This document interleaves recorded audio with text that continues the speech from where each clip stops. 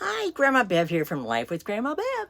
And last week I revealed to you all my addiction to reality TV.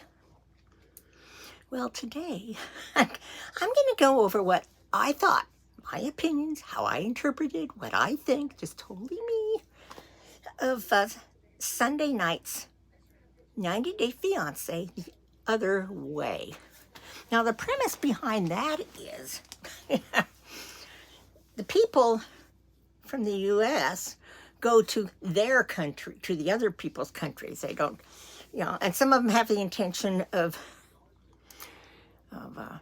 filing for visas for their person they like, love, whatever they want to call it, to get them over to the States someday. But in the meantime, they're going over there. And some of the people from the other countries have no intention of wanting to come to the States. Wonder why. So let's get started. I'm going to go over the characters.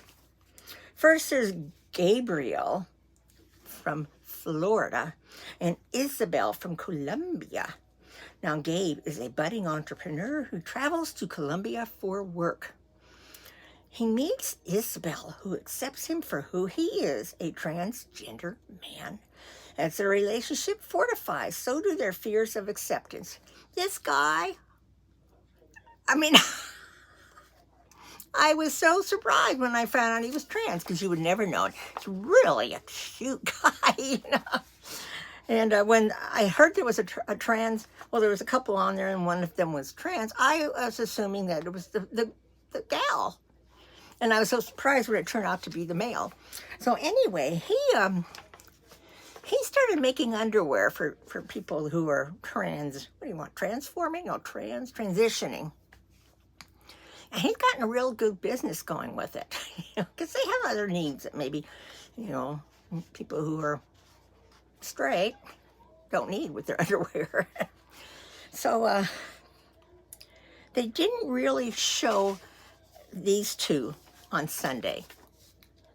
Just the fact that he's gone over there. Gabrielle has two daughters who just love him, but her parents do not know that he is trans. So he feels they should be honest with her parents, to the fact that he is, before they get married. They want to get married not too long from now. My opinion, why? If you think they're going to, prevent her from marrying you, why do it? Why tell them? That's your business, If she loves you for who you are, her kids love you for who you are, you don't have to tell everybody. Of course, now it's on TV, so I don't know. I just think he should not make a big deal of it to her parents, because it's not that big a deal. So what, Anyway, moving on, we'll get to Chris from Alabama and Jamie, Jeymi, from Colombia. Now, these are two gals. And Chris, who's the older of the two, has faced many challenges in her life, but has now built a strong foundation for her family in the U.S. Now, she has two kids. She's been married to men before and has two kids who are now grown.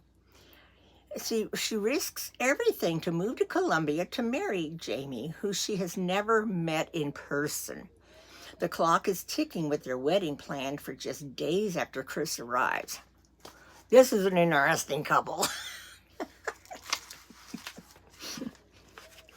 They've never met in person. They carried on this relationship online for 2 years because of the pandemic. And now she's gotten there. And so some other differences are starting to come up,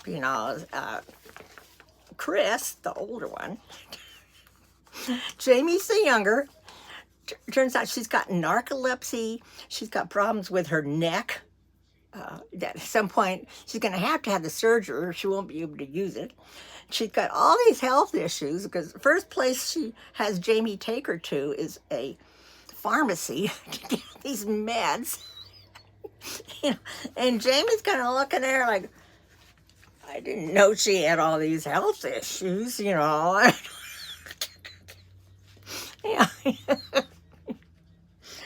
I just don't know. So I think this is a couple that's not going to stay together. That's my opinion. Jamie's a real pretty gal.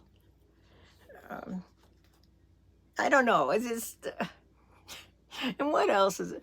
Oh, just learning some of the customs and things that the people in Colombia, or that Jamie has. Chris is having issues with some of that. They're finding they have different attitudes when it comes to spending money. So I don't know. Then we have Nicole from California, and I'm probably butchering his name. Mahmoud, M-A-H-M-O-U-D, from Egypt. Now they are already married. So Nicole met Mahmoud in a fabric store on her last day of a spiritual tour through Egypt. On that very first day, he proposed. Nicole traveled back to Egypt 3 weeks later to get married, without informing her family and friends until after the fact.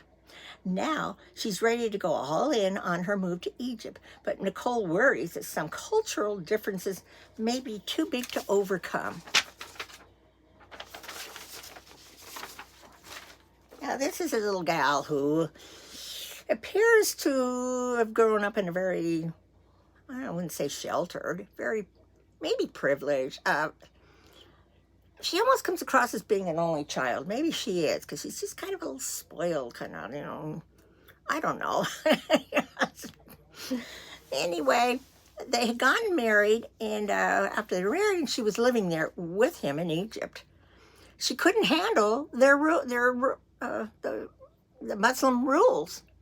She didn't want to wear, the little, what do you call it, the head, or, the thing on her head.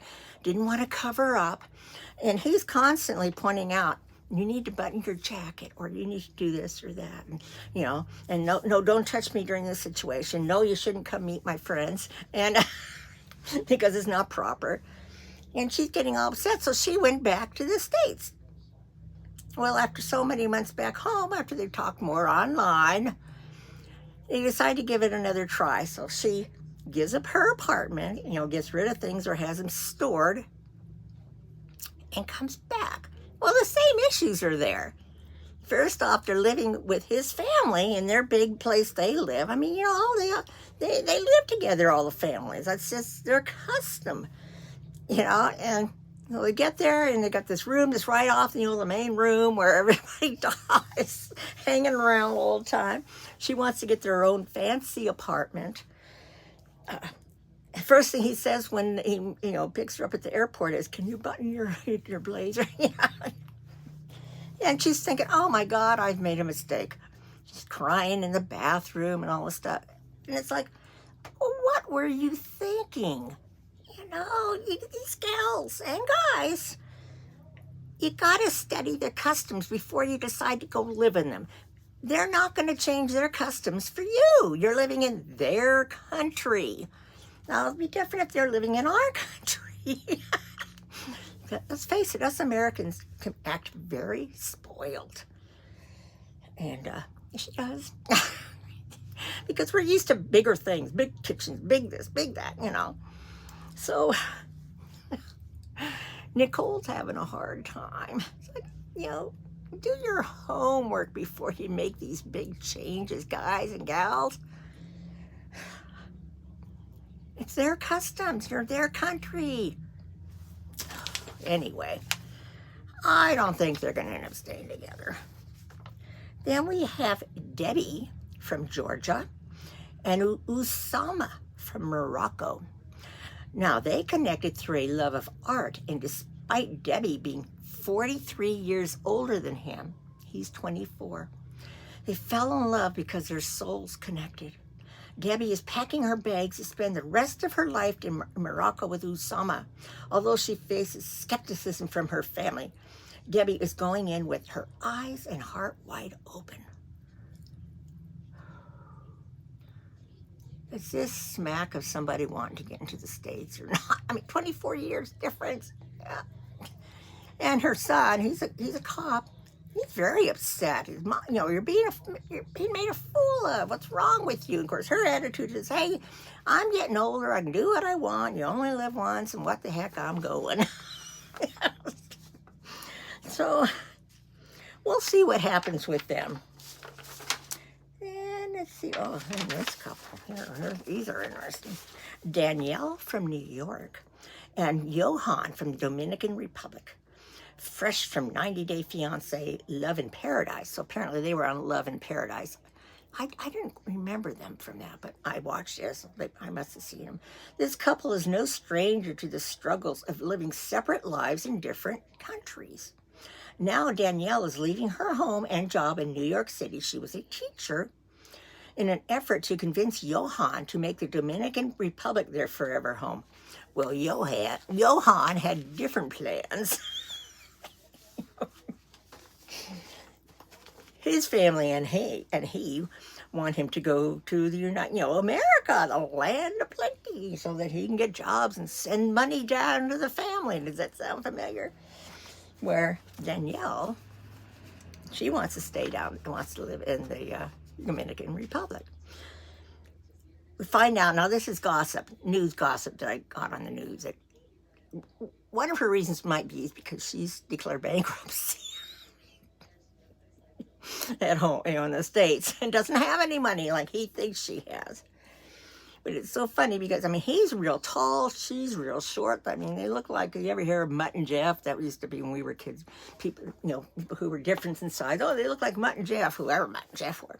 Anyway, Johan, since she last saw him, when they got married, and now she's showed up, he started his own business. It's a butcher shop. So he takes her to the butcher shop. They walk in, it's just like an empty room in an old dilapidated building. And there's like a table. And here's all these chicken parts and beef parts all laying on this table in the open, with flies all over them. I thought she was going to throw up. And she starts asking him, well, where are you getting the money for all this? And he says, from the shop. She says, well, where did it come from to start with? Well, the shop. He can't understand. There's the language difference, too. A lot of these people have the different language difference. They don't speak the same language. So I don't know what's going to happen with those. I can't see them staying together. Now, she's 40, in her 40s, early 40s, and she wants to get pregnant. Now, she has kids from way back, who are adults. But being he's pretty young, she wants to get pregnant and have one of his kids, and he wants kids. So we'll see where this couple end up going. Let's see.